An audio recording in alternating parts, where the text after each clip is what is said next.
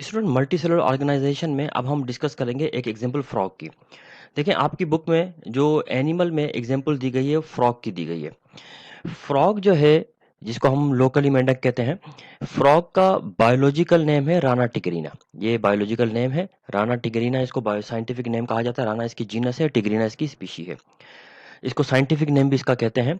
अच्छा, फ्रॉग जो है ये हमारे यानी जो हमारा रीजन है, हमारा मुल्क है, इसमें मोस्ट अबंडेंटली पाया जाने वाला एक एनिमल है। मतलब कोई ऐसा नहीं है कि ये कोई रेयर टाइप का एनिमल है, ये अबंडेंटली हर जगह पर मौजूद होता है।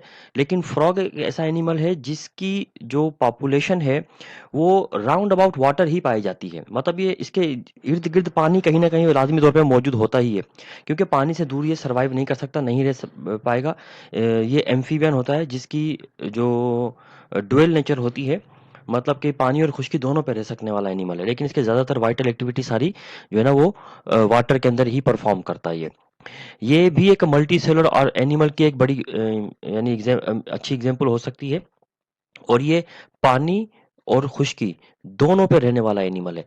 इसी वजह से हम फ्रॉग को एम्फीबियन कहते हैं।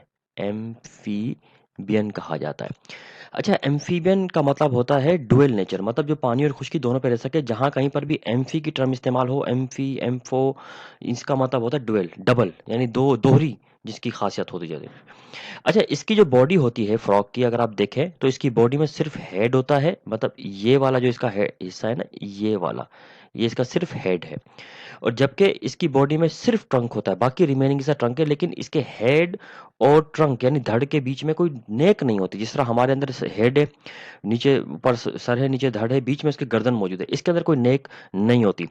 तो इसमें नेक ना होने की वजह से ये आप देखते हैं कि गर्दन घुमा भी नहीं सकता। फिर इसको अपनी आई जो बल्जिंग आईज होती हैं, ये देखें इसकी आईज किस तरह बाहर निकल रही हैं, इनको बल्जिंग आईज कहते हैं। और ये बल्जिंग आईज को घुमाकर ही अपने इर्द गिर्द का जायजा लेना पड़ता है। ये इसकी बॉडी में होती है वो ऑर्गन सिस्टम होते हैं, बाकायदा सिस्टम डेवलप होते हैं। मतलब ऐसा नहीं कि इसकी बॉडी कोई जो टिश्यू लेवल तक की होती है, बाकायदा ऑर्गन और सिस्टम तक डेवलप हुए हुए होते हैं। आप 9th क्लास में फ्रॉग का डाइसेक्शन भी आमतौर पे परफॉर्म करते हैं। अच्छा, इसमें जितने भी ऑर्गन्स पाए जाते हैं, उनके साथ-साथ इसके अंदर कुछ इंपॉर्टेंट टिश्यू पाए जाते हैं जो हम में भी मौजूद हैं। जैसे एपिथेलियल टिश्यू। एपिथेलियल टिश्यू ये वो टिश्यू होते हैं जो किसी भी ऑर्गन के या ऑर्गेनिज्म की बॉडी की सरफेस के ऊपर मौजूद होते हैं। उनको एपिथेलियल टिश्यू कहा जाता है। इसके अलावा इनमें ग्लैंडुलर टिश्यूज भी पाए जाते हैं। ग्लैंडुलर टिश्यू का मतलब होता है जो सीक्रीटरी नेचर के होते हैं, मतलब किसी ना किसी टाइप की सीक्रेशन खारिज करते हैं, चाहे वो सीक्रेशन हार्मोन्स की हो या एंजाइम्स की हो। किसी भी किस्म की सीक्रेशन हो, ये सीक्रेट करने की एबिलिटी रखते हैं। इसके अलावा इनमें मस्कुलर टिश्यू भी मौजूद होते हैं। आपको पता है कि मस्कुलर टिश्यू बड़े इंपॉर्टेंट होते हैं, क्योंकि इनमें कॉन्ट्रैक्ट और रिलैक्स करने की एबिलिटी होती है। मतलब ये कॉन्ट्रैक्ट भी कर जाते हैं और रिलैक्स भी कर सकते हैं। इसके अलावा इनमें नर्वस टिश्यू भी होते हैं। नर्वस टिश्यू जो होते हैं, ये इनको अपने इर्द गिर्द के माहौल को सेंस करने में और सेंट्रल नर्वस सिस्टम इनको डिसीजन मेकिंग में हेल्प करता है, इसलिए इनका सेंस भी वेल डेवलप होते हैं। फ्रॉग की हैबिटेट क्या है? हैबिटेट, हैबिटेट हम कहते हैं रहने की जगह या कहाँ पर पाया जाता है।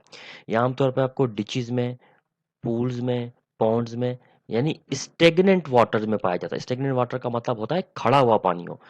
और अगर मिसाल के तौर बहते पानी में होगा तो स्लो मूविंग वाटर होगा, जैसे पानी के चश्मे होते हैं। ये ज़्यादा फास्ट मूविंग वाटर के अंदर पाया जाने वाला एनिमल नहीं है, स्लो मूविंग रिवर या उसके अंदर पाया जाता है।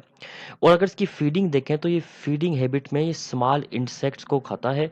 इसकी एक बड़ी लंबी ज़बान होती है जिसको एकदम से बाहर निकालने के बाद एनिमल को अपनी ज़बान से स्टिक करके निकल लेता है। स्टूडेंट, ये मल्टी सेलुलर ऑर्गेनिज्म की दूसरी एग्जांपल थी। पहली एग्जांपल में हमने प्लांट पढ़ा था, दूसरे में हमने एनिमल पढ़ा था।